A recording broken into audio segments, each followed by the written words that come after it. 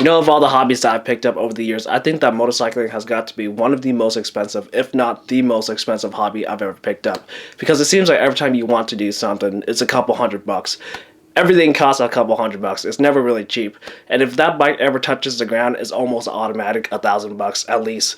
Or at least like in my case, for like per side, it's $1,000 because those plastic fairings are not cheap at all.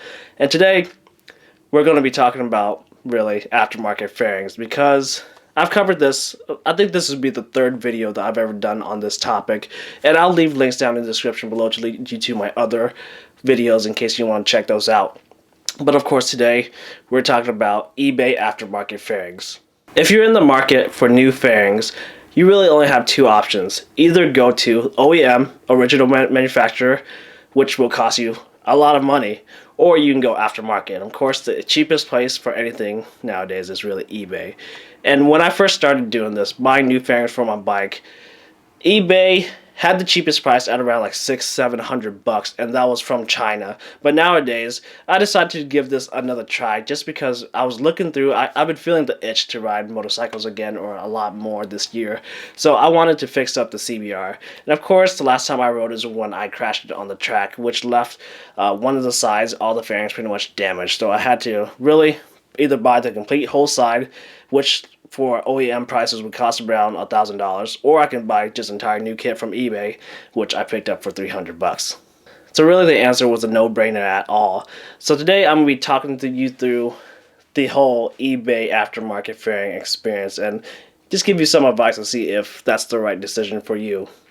Like I said, OEM prices are around $1,000 per side or so. So you're looking at around $2,000-3,000 for an entire kit. And on eBay, of course, I bought mine for $300.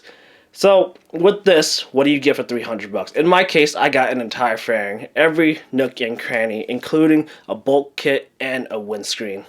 Okay, so that's great, but how does it compare to the original? Of course, nothing compares to the manufacturer. Manufacturer OEM fairings are the absolute pinnacle of perfection. Everything fits, everything is perfect. Now, when I made my first two fairing videos, I kind of bashed aftermarket fairings because none of it ever really fits together, and there's always something, you know, like people were telling me like, you know, like he's doing it wrong just because like you have to drill out the holes or like shave it down to make it work. It's cheap. It's never gonna be perfect. So I was like, okay, so what's the point of like expectations, right? You're going to buy this thing that's marketed as fits perfectly, it's injection molded, everything's perfect. So what's the point of that if you're going to have to go back and shave down the holes and make everything fit together? And again, with this final experience, nothing has really changed. Really, most of it does not fit together. You're going to have to do some work to make the entire kit fit, and really, it's going to take some time.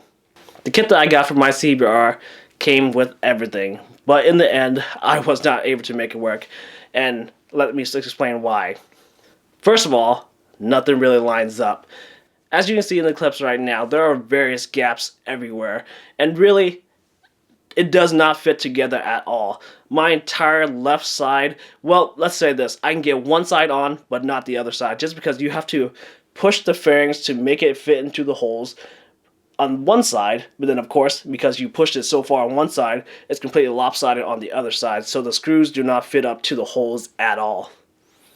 The second problem is that my fairings actually arrived scratched. You know, this was not as big a deal as the whole not fitting together part, because obviously if it doesn't fit together, you're not going to get it to work at all. But, you know, just like little scratches here and there does offer an annoyance. And the funny thing is that on one of my fairings, there was actually a dead bug under the clear coat. So on top of all this stuff, I just was not able to get it working. So I had to request a refund from eBay. And this is the main thing that I want to advise you.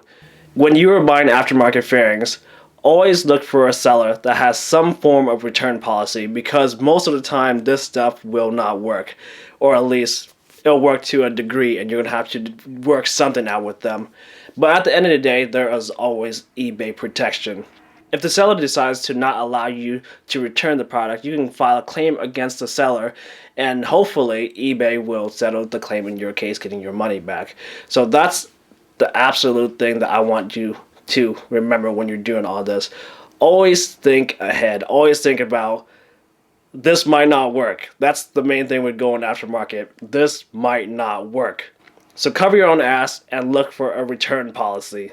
But at the end of the day, silver lining is only $300. It's worth a try. It's better than the $2 to $3 grand that you'll probably be spending if you go OEM. But you're gonna have to work for that. But that's just my opinion and experiences. Over 5 years that I've been doing these aftermarket fairing videos, and 3 out of 3, none of them have worked.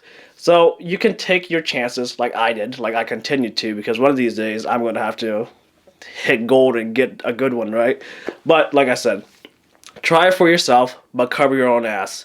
And if this video has helped you, or if you liked it, don't forget to give me a thumbs up, share, comment down below, because I know there'll be plenty of haters telling me that I'm doing it wrong. So just leave a comment, and I'll catch you guys in the next video.